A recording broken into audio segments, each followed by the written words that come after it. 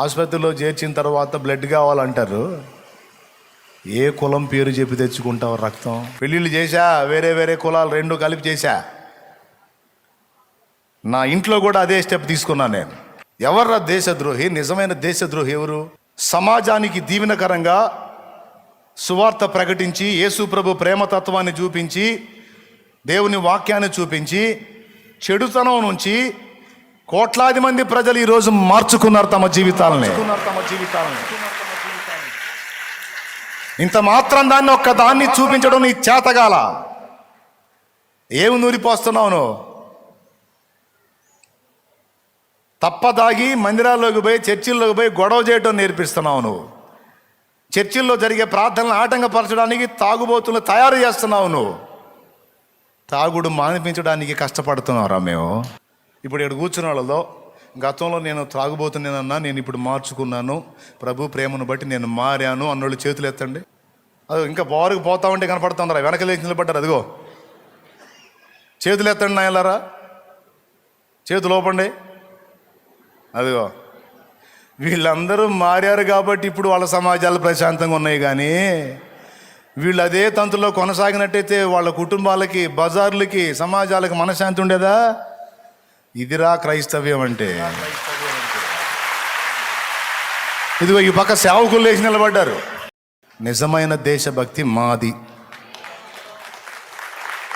మనుషుల్ని మహానుభావులుగా తీర్చిదిద్దే పనికి మేము పూనుకున్నాం. దానికి మాదిరిగా క్రీస్తుని తీసుకున్నాం. ఆ క్రీస్తునే మిగిలిన సమాజానికి మాదిరిగా చూపిస్తున్నాం.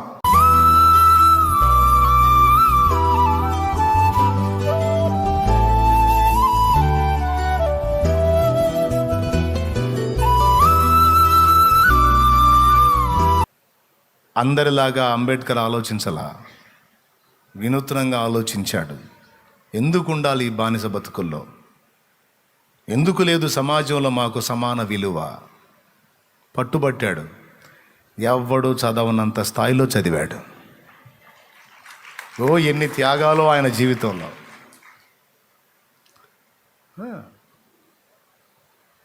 బిడ్డకి మందులు ఆడితే బిడ్డ బతుకుతాడు, మందులు వాడకపోతే బిడ్డ చనిపోతాడు. ఈయనేమో విదేశాల్లో చదువుకి వెళ్ళాడు. ఏమని చెప్పాడు తెలుసా భార్యకి? మన బిడ్డ ఉన్నా మనకే, వాడు పోయినా మనకే నష్టం, కానీ నేను చదవకపోతే నా జాతికి నష్టం. జాతి విమోచనార్థమై నేను చేస్తున్న ఈ పోరాటంలో మనం సమిధలం కాక తప్పదు. ఈ త్యాగమే కదా, ఇంకా గొప్ప త్యాగాలైనా మనం చేయాలమ్మా. మన కోసం కాదు, ప్రజల కోసం, అన్యాయమైపోతున్న భాగ్యుల కోసం మనం చేయాలి. సాధించాడు.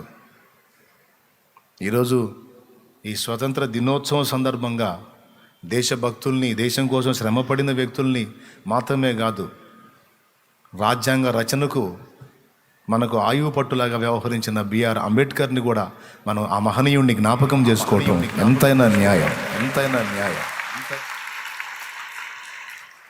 హల్లెలూయా. ప్రియులారా, ఆయనే కాదు, స్వతంత్రోద్యమంలో దేశానికి స్వాతంత్ర్యం తీసుకొని రావటం కోసం అసూలు బాసిన అమరవీరులు, నాయకులై ఉండి ముందుండి నడిపించి నానా బాధలు పడినటువంటి మహనీయులు, ఎంతోమంది త్యాగఫలం మన స్వాతంత్ర్యం. ఈ స్వాతంత్ర్యం మనకి ఇవ్వడానికి మన వాళ్ళు ప్రాణత్యాగం చేసినట్టు, ఈ స్వాతంత్ర్యంతో పాటు మన ఆత్మ విమోచన కోసం ఇప్పుడు ఈ స్వాతంత్ర్యం మనకు వచ్చింది. ఒక 60, 70, 80 ఏళ్ళు బతుకుతాం, వినండి, తర్వాత చనిపోతాం. 60, 70, 80 ఏళ్ళు మహా బతికితే, ఇంకా జవసత్వాలు బాగుంటే 90, ఇంకా బాగుంటే 100, తర్వాత వెళ్ళిపోతాం. కానీ మనకు శాశ్వత స్వాతంత్ర్యం, మన ఆత్మ నరకంలోనికి వెళ్లకుండా యుగయుగాలు నిత్య జీవంలో ఉండటానికి అవసరమైన ఆ నిత్య స్వాతంత్ర్యం మనకి ఇవ్వడానికి మన కోసం అసూలు బాసిన వాడు ప్రభువైన యేసుక్రీస్తు. మనకు ముందున్నటువంటి మన పూర్వులు మన కోసం ప్రాణత్యాగాలు చేసినట్టుగా మనం స్వతంత్రులమై బ్రతకాలని, ఏ బంధకాల్లో మనం ఉండకూడదని బానిస శృంఖలాలు తెంచడానికి వాళ్ళు తమ ప్రాణాలని పణంగా పెట్టినట్లు మనందరి ఆత్మల విమోచనార్థమై సాతాను చేతిలో బందీలైనటువంటి మానవ జాతిని విమోచించడానికి భూమి మీదకి వచ్చి తన రక్తంతో ప్రాయశ్చిత్తం చేసి సర్వ మానవ జాతి విమోచనార్థమై ప్రాణం పెట్టి తిరిగి లేచిన ఏకైక దేవుడు ప్రభు అయిన యేసుక్రీస్తు. అందుకే యేసును గూర్చిన శుభవార్త లోకానికి చాటాలి. యేసుక్రీస్తును గూర్చిన శుభవార్త లోకానికి చాటితే ఆత్మ సంబంధమైన బంధకాల్లోంచి బయటపడతాడు, భౌతిక సంబంధమైన బంధకాల్లోంచి కూడా మనిషి బయటపడతాడు. ఇప్పుడు బ్రిటిష్ వాళ్ళ గవర్నమెంట్ నుంచి మనం తప్పించుకున్నాం, మనం స్వతంత్రంగా పరిపాలించుకుంటున్నాం. కానీ కొంతమంది నింపినటువంటి మూఢాచారాల విషయంలో ఇంకా మనం బయటపడలా. దేశాన్ని పట్టి పీడిస్తున్నటువంటి కొన్ని భయంకరమైన పాపాల్లోంచి ఇంకా మన సమాజం బయటపడలా. అది కొనసాగుతానే ఉంది. కులం విషయం ఒక్కటి తీసుకుందాం. వాన పడుతుందిలేమ్మా, ఓరి నాయన, భూకంపం వచ్చినట్టు చూస్తున్నారు చుట్టూ. స్తోత్రం. నాకెళ్ళి చూడండి, మీ దండం పెడతా, ఇక్కడ ముగిస్తున్నా.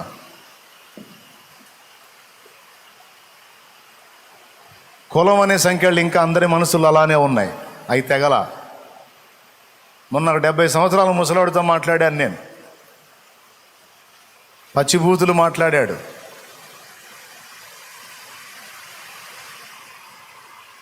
అంటాడు ఎవరి కులం వాడి గొప్ప అంటాడు. కులం నిజమా అన్నాను నేను. నిజమంటే ఎవరి కులం వాళ్ళ గొప్ప అంటాడు. 70 ఏళ్ళకు తక్కువ లేవు ముసలోడికి, 2 పళ్ళు కూడా ఊడిపోయినట్టున్నాయి. గట్టిగా మాట్లాడుతున్నాడు. కులం మారి పెళ్లి చేసుకున్న వాళ్ళని చండాలంగా తిడుతున్నాడు. నేను అడిగా, యాక్సిడెంట్ అయ్యి కాలో చెయ్యో ఇరిగి ఆసుపత్రిలో ఉంటావు, లేదా ఉంటారు నీ వాళ్ళు. ఆసుపత్రిలో చేర్చిన తర్వాత బ్లడ్ కావాలంటారు. ఏ కులం పేరు చెప్పి తెచ్చుకుంటావు రక్తం?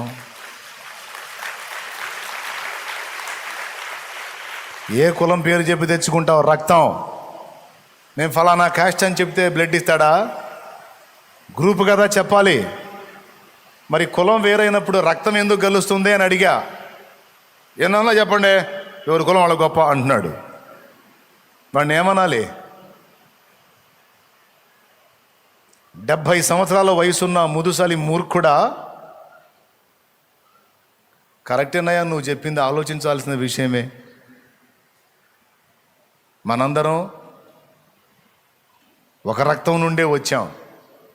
ఈ కులం మతం కొంతమంది కల్పించి విభజించి పాలించున్నట్టుగా మూఢాచారాలు నేర్పారు. ఆ మూఢాచారాలు ఇది కూడా బాగా ఎక్కింది. ఇప్పుడు మీ మనసులోనే చూడండి, అబద్ధాలు ఆడకుండా నిజం చెప్పండి. ఫలానా ఏరియా అంతా మీ క్యాస్ట్ వాళ్ళే అన్నప్పుడు నీ ఫీలింగ్ ఎలా ఉంటుంది? నటిస్తే దేవుడు చూస్తున్నాడు. ఈ ఏరియా అంతా ఫలానా క్యాస్ట్, మీ క్యాస్ట్కి సంబంధించిన వాళ్ళు, ఇదంతా మీ వాడే, మీ బంధువు వచ్చి ఇదంతా ఈ మొత్తం సమాజం అంతా మనవాళ్లే అన్నాడు అనుకో, నీకు ఎట్ట ఉంటుంది? ఏదో తెలియని అంటే కనీసం ఇన్సైడ్ అలాంటి ఫీలింగ్ నీవు కలిగి ఉన్నా ఒక అబద్ధం విషయంలో నువ్వు పరవశిస్తున్నావు. ఒకవేళ నేను అది కలిగి ఉంటే ఒక అబద్ధం విషయంలో నేను కూడా పరవశిస్తున్నాను. ఇద్దరం ఇంకా సంఖ్యలలోనే ఉన్నాం, బయటికి రాలా. మారు మనసు పొందాలి. అప్పట్లో బతకడం కాదు, ఇప్పుడున్న సమాజాన్ని మనం నూతన పరచాలి. లేదా ఆ సంఖ్యలలో లేరా కొంతమంది ఏం ట్రై చేస్తారో క్యాస్ట్ తెలుసుకోవడానికి, క్యాస్ట్ ఏం కష్టపడతారో ఎట్లనన్నా కానీ ఫలానోడి కులం ఏందని తెలుసుకోవడానికి. దేవునికి స్తోత్రం, హల్లెలూయా. ఎందుకు తెలుసా? హై క్యాస్ట్ అంటే గౌరవించడానికి, లో క్యాస్ట్ అంటే ఇక అతను ఎంత గొప్పోడైనా సరే ఏముంది ఈ కులస్తుడు కదా. ఆ ఆలోచన ఎవడుకున్నా ఒరే సైతానోడా, ఓ సైతాన్ దానా అనాలనిపిస్తుంది నాకు. నేను అనలే. స్తోత్రం. ఎక్కడ తీసుకొచ్చి పెట్టావు? ఇది ఎక్కడ తీసుకొచ్చి పెట్టావు? సైన్స్ చెప్తుంది ఏంది? బ్లడ్ టెస్ట్లో తేలిందేంది? నువ్వు నమ్ముతున్నదేంది?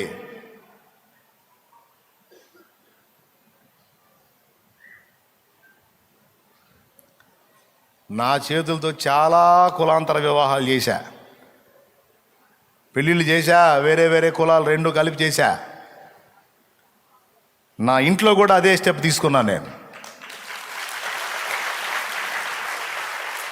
నా కోపం ఏంటంటే, ప్రేమించామని విచ్చలవిడిగా తిరగటం, ప్రేమించామని తల్లిదండ్రులకు హ్యాండ్ ఇచ్చి పోలీస్ స్టేషన్లో ప్రత్యక్షం అవటం, ప్రేమించుకున్నామని పోలీస్ స్టేషన్లకు అమ్మా నాన్నని పిలిపించడం, సమాజంలో కొంచెం ఇప్పుడు కులం సంగతి పక్కన పెడితే కూతురో కొడుకో ఇలాంటి స్టెప్ తీసుకున్నారు అంటే వాళ్ళు ఇబ్బంది పడతారు కదా సమాజంలో. వాళ్ళ విలువలను పట్టించుకోకుండా వీళ్ళ ఆనందం కోసం స్టేషన్ల దగ్గరికి వెళ్ళి తల్లిదండ్రుని పిలవటం అనేది నచ్చదు నాకు.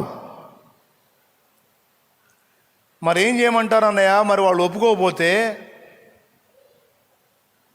ఒప్పుకున్న దాకా ఓపిక పట్టు, దేవుని బిడ్డవైతే ప్రార్థించు, అవసరమైతే నీ వంతు కష్టం నువ్వు చెయ్యి.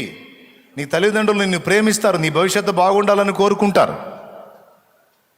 లేదా వాళ్ళ హృదయాలు కదలటానికి ఉపవాస దీక్ష చేయి. అవునా? సహాయ నిరాకరణోద్యమం చేయి, సత్యాగ్రహం చేయి, ఆహార నిరాకరణోద్యమం చేయి. మరి మనకు స్వాతంత్రం రావడానికి సహాయ నిరాకరణోద్యమం, ఉప్పు సత్యాగ్రహం, క్విట్ ఇండియా ఉద్యమం చేయలేదా మహాత్మా గాంధీజీ?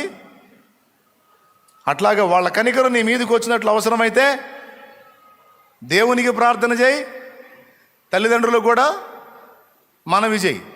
వాళ్ళ కనికరం, దేవుని కనికరం, మనుషుల కనికరం నీ మీదకి వచ్చేటట్టు అవసరమైతే పొట్టమాడ్చు,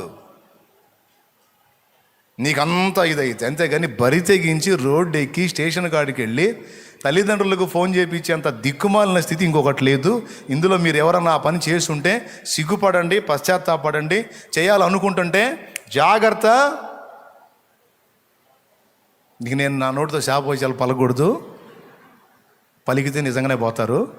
కాబట్టి నేను పలకను, ఆలోచించుకోండి. దేవునికి స్తోత్రం. ఇప్పుడే చెప్పట్లా, ఎన్నోసార్లు చెప్పా, మళ్ళీ చెబుతున్నా. దాని ఎఫెక్ట్ తప్పకుండా నువ్వు అనుభవిస్తావు. ఒకవేళ తెలియని దినాల్లో ఒకవేళ అజ్ఞానంగా అడుగులేస్తే దానికి క్షమాపణ ఉంది. కానీ తెలిసిన ఈ దినాన వాక్యం నేర్చుకుంటున్నావు, భక్తిలో ఎదుగుతున్నావు, చెయ్యొద్దు. కులాంతర వివాహాలు నేను చాలా చేశా. అయితే సంస్కారయుతంగా తల్లిదండ్రులు 2 ఫ్యామిలీలు ముందుకు వచ్చినాయి. మరి మీకు క్యాస్ట్లు ఫీలింగ్లు ఏమైనా ఉన్నాయా? ఏం లేవన్నా. యేసుక్రీస్తు నందు మేమందరం ఒకే రక్త సంబంధికులం. ఆయన రక్తం పంచుకు పుట్టాం, ఆయన రక్తంలో శరీరంలో చేయేస్తున్నాం. సంఘంగా మేమంతా ఒక కుటుంబం, మాకే ఫీలింగులు లేవు అని గౌరవనీయంగా నా ముందుకు వచ్చినప్పుడు 100 పెళ్ళిళ్ళే చేశాం. 1, 2 కాదు, 100 పెళ్ళిళ్ళు చేశాం. కహాని కాదు, రియల్. ఎందుకంటే ఈ కులం గోడని కోల్చాలని నడుం కట్టినాం. కానీ అందరి మైండ్లోకి నల్ల మందులాగా బాగా ఎక్కువ ఉంది కులం. ఇదే కాదు, ఆచార వ్యవహారాల పేరుతో మూఢాచారాలను ఇంకా కొంతమంది కలిగే ఉన్నారు. ఈ యొక్క పక్కన పెడితే మద్యపానం నుంచి బయటికి రాలా దేశం. ఇంకా ఈరోజు ఎట్లాంటి దుస్థితి వచ్చిందంటే, తాగుడు మీద ఎన్ని వేల కోట్ల రూపాయలు రాజేయుడా మొన్న చెప్పావుగా. తాగుడు మీద 25,000 రాష్ట్రానికా దేశానికా?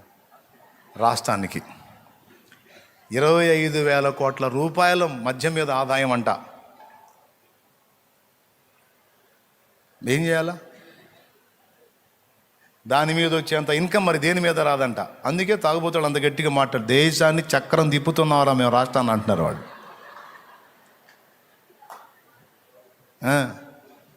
మేము తాకపోతే మీకు ఫుడ్ లేదంటున్నారు. కొంతమంది ఏమంటారు తెలుసా? తాగుతాననే మాటకి బిల్లు కట్టొస్తానాయా అంటుంటారు. నేను గవర్నమెంట్కి బిల్లు కట్టి వస్తానా అంటాడు సాయంత్రాన్ని. అదొక పేరు పెట్టుకున్నారు వాళ్ళు. బిల్లు కట్టావా ఎలా అంటే తాగొచ్చావా అని. గవర్నమెంట్కి అమౌంట్ చెల్లించావా, పన్ను కట్టావా, రకరకాల పేర్లు పెట్టుకున్నారు. వాస్తవమే, ఇది 25,000 కోట్ల రూపాయల ఆదాయం మద్యం మీద అంటే దాని మీద వచ్చే ఆదాయం సంగతి కానీ దాని ఎఫెక్ట్ పడి, దాని దెబ్బ పడి కుటుంబాలు రోడ్లను పడుతున్నాయి, యవనస్తులు చచ్చిపోతున్నారు, ఆడపిల్లలు ఎలాగో అయిపోతున్నారు, ఆత్మహత్యలు చేసుకొని నాశనం అవుతున్నారు. మరో కోణంలో చూస్తే మన నరాల్లో ఉన్న రక్తాన్ని కడుపులోకి దాగినట్టు, మన రక్తాన్ని మనమే పీల్చుకుంటున్నట్టు బయటపడింది ఆ దేశము రాష్ట్రం రెండు. ఆ బంధకాలు అలానే కొనసాగుతున్నాయి. ఆ బంధకాల్లోంచి వినండి, ఆ బంధకాల్లోంచి సమాజాన్ని బయటికి తీసుకొని రావాలంటే ప్రతి ఒక్కరికి యేసుక్రీస్తు సువార్త సత్యం అందాలి. యేసుక్రీస్తు సువార్తని మత ప్రచారం అని ఈ మదాసురులు అంటున్నారు కదా. మదాసురులు ఒక్క మాట నేను అడుగుతా, సరే ఇది మత ప్రచారం రా, దీని మీద నువ్వు కయాని కాలు దువ్వి విషం కక్కుతున్నావు, ఇదేదో నువ్వు సమాజం మీద పెట్టి ఎంతమంది తాగుబోతుల్ని మార్చావు రా దౌర్భాగ్యుడా అని నేను అడుగుతున్నా. ఎంతమంది తాగుబోతుల్ని మార్చావు, ఎంతమంది వ్యభిచారులను మార్చావు, ఎంతమంది నరహంతకుల్ని మార్చావు, ఎంతమంది దుర్మార్గుల్ని మార్చావు, ఎంతమంది మోసగాళ్ళని మార్చావు, ఎంతమంది వంచనలో బతికే వాళ్ళని మార్చావు. ఎవర్రా దేశద్రోహి? నిజమైన దేశద్రోహి ఎవరు?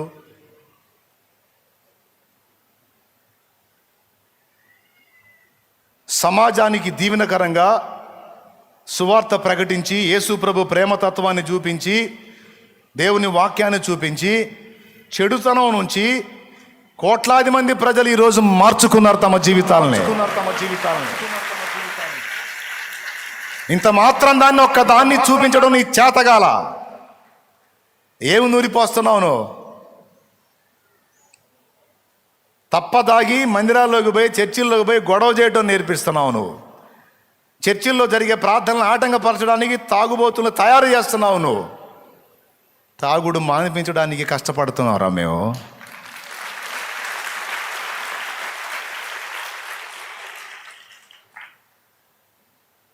విచ్చలవిడి జీవితంలోంచి జనాన్ని బయటికి తీసుకొని రావడానికి కష్టపడుతున్నాం. ఇప్పుడు ఇక్కడ కూర్చున్న వాళ్ళలో గతంలో నేను త్రాగుబోతున్నానన్నా, నేను ఇప్పుడు మార్చుకున్నాను, ప్రభు ప్రేమను బట్టి నేను మారాను అన్నోళ్ళు చేతులు ఎత్తండి. సరిగా 2 చేతులు ఎత్తండి తమ్ముళ్ళారా, నాయనలారా.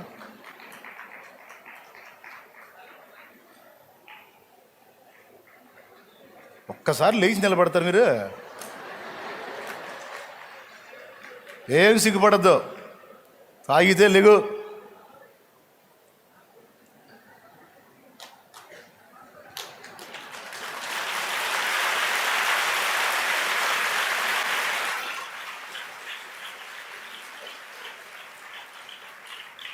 అది పైకి లేచి నిలబడ్డారు చూడండి.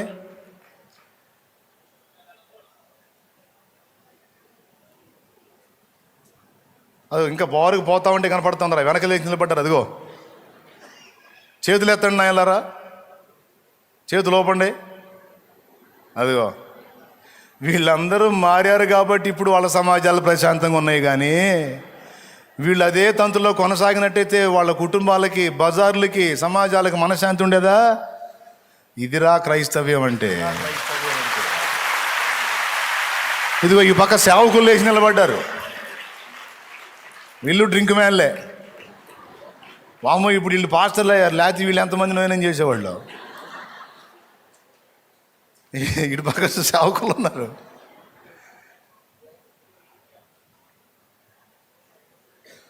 ఇవి ఇక్కడ కూడా ఉన్నారు. ఆయన నాగేశ్వరరావు కూడా. అమ్మో,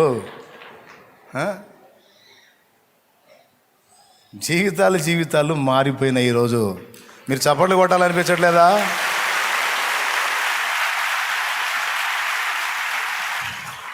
క్రీస్తు సువార్త వల్ల దేశానికి నష్టమా? కూర్చోండి. Thank you. ఎలా మారారు సోదరులారా? మీరు ఎలా మారారు? త్రాగుడు నుంచి బయటపడ్డ వాళ్ళు చేతులు ఎత్తండి.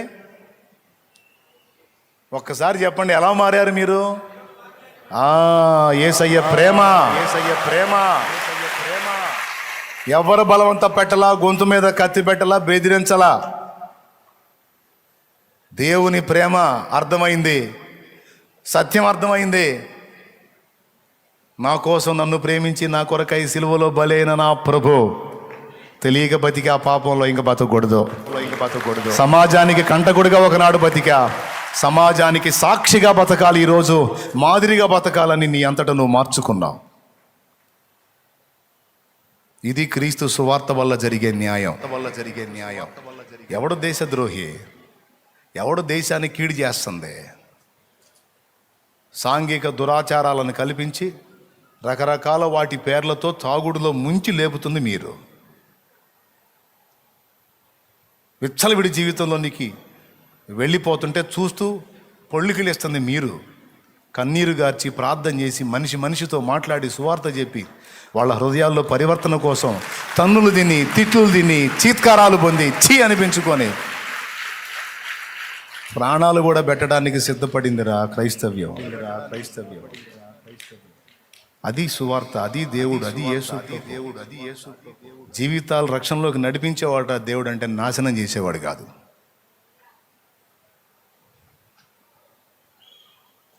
ఈ బంధకాల్లోంచి బయటపడ్డారు. ఎంతమందికి ఈ సువార్త వ్యాపిస్తుందో వాళ్ళందరూ కూడా బయటపడతారు. ఇప్పుడు ఒక పాపం నుంచే ఇంకా రకరకాల పాపాలు ఉన్నాయి. వాటన్నిటిలో నుంచి బయటపడ్డ వాళ్ళు ఎంతమంది అని అడిగితే ఇక నేను నాకు ఇప్పుడు సాయంత్రం దాకా అదే పట్టింది. ఇక అన్ని రకాల పరిస్థితుల్లో నుంచి సమాజం ఈరోజు మారి మనుషులుగా సమాజంలో మహానుభావులుగా తిరుగుతున్నారు. ఒకప్పుడు వీళ్ళు వెళ్తుంటే అందరూ ఇబ్బంది పడ్డారు. ఈరోజు వీళ్ళు వెళ్తుంటే సమాజం వందనాలు పెడుతుంది. అలా వాళ్ళని తీర్చిదిద్దింది ఎవరు? మనం ఎవరికి నమస్కరిస్తాం? దేవుడికి నమస్కరిస్తాం. మరి ఈ మనుషులు రోడ్ల మీద వస్తుంటే వాళ్ళని చూసి వందనాలు చెబుతున్నారు. ఒకప్పటి తాగుబోతులు ఏం చూసి చెబుతున్నారు? మారిన వారి జీవితాలు, వారు నమ్మిన క్రీస్తు వారిలో కనబడినందున వారికి వందనాలు చెప్తాం. తోడగట్టిగా తోడగట్టిగా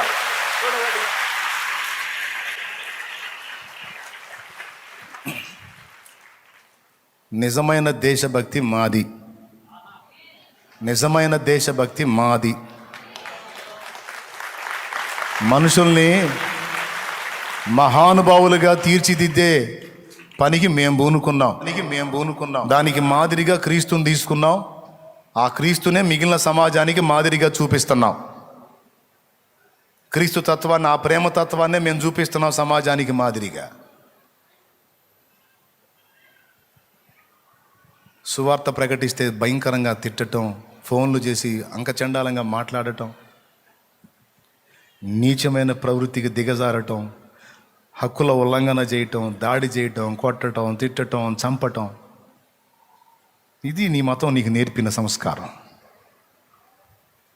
సహించు, భరించు, శత్రువును కూడా ప్రేమించు, క్షమించు, వాని కోసం ప్రార్థించు అన్నది యేసయ్య నేర్పిన మాదిరి.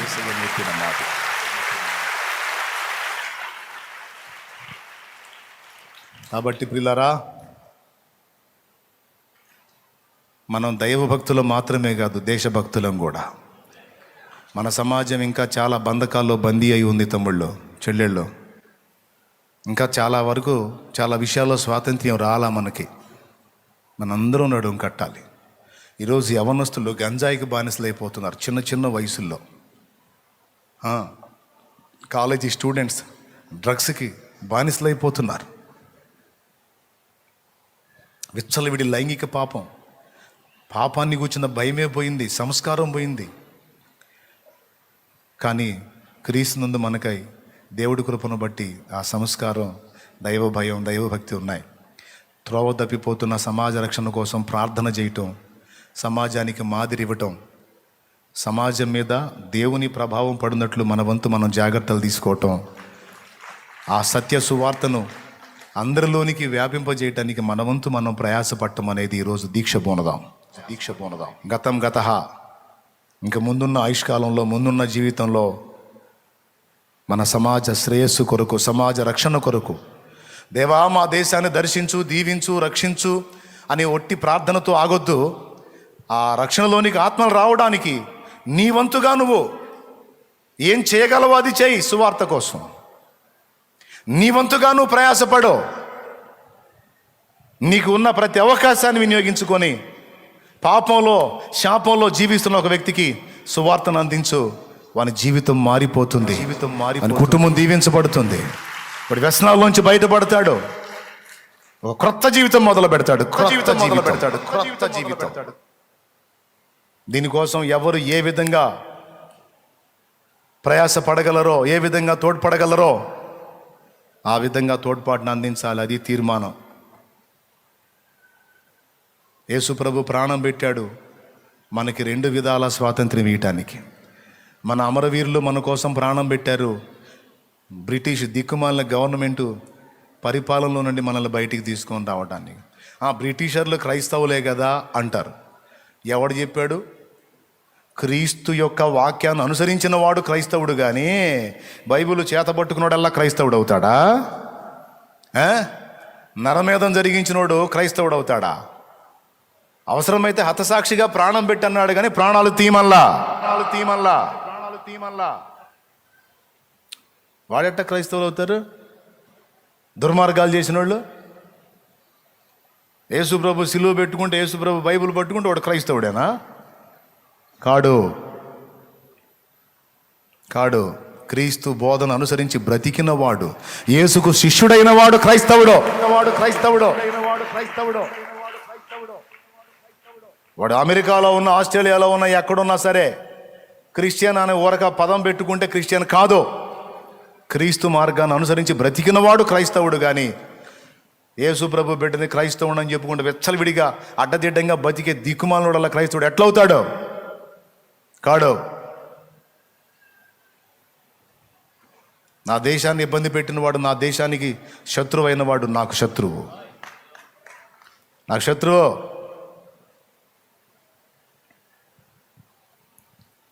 ప్రపంచంలో ఎక్కడున్నా సరే క్రీస్తు యేసు శిష్యులు, క్రీస్తు మార్గాన్ని అనుసరించి బ్రతికేటువంటి సహోదరులంతా నా సహోదరులు. సాటి మనిషిని ఏడిపించి, పీడించి వాడి రక్తం తాగేటువంటి దుర్మార్గులు క్రైస్తవులు ఎలా అవుతారు? వాడు ఏ దేశంలో ఉన్నా వాడు పేరు చెప్పుకుంటే క్రైస్తవుడు అవుతాడా? ఒప్పుకోం. ప్రైజ్ ద లార్డ్, హల్లెలూయా. కాబట్టి ప్రియులారా, విన్న విషయాలు మీరు మీ మనసులో భద్రం చేసుకొని జీవితానికి, సంఘానికి, సమాజానికి, కుటుంబానికి, దేశానికి కూడా దీవెనకరంగా తయారుగాండి. గతం గతః, అప్పుడులో ఉండటం మానేయండి. నీ ముందున్న భవిష్యత్తులోనికి విజయవంతంగా అడుగులు ముందుకు వేయి. దేవుడు నీకు సహాయం చేయునుగాక.